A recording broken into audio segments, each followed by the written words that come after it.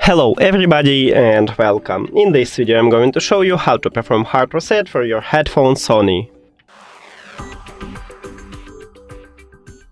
And firstly, we need to turn off these headphones, so press and hold power button. Here we go. After that you need to press at the same time power button and custom button. So press and hold on it.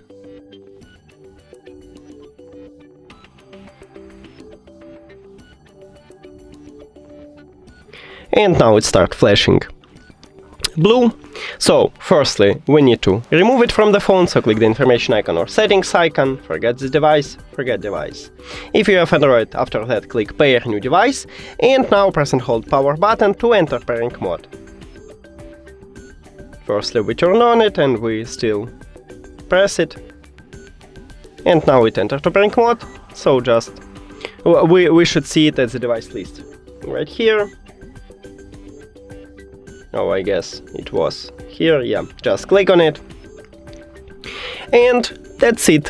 Thank you for watching this video. If you found it helpful, please consider subscribing to the channel and leave the like on the video. See you later!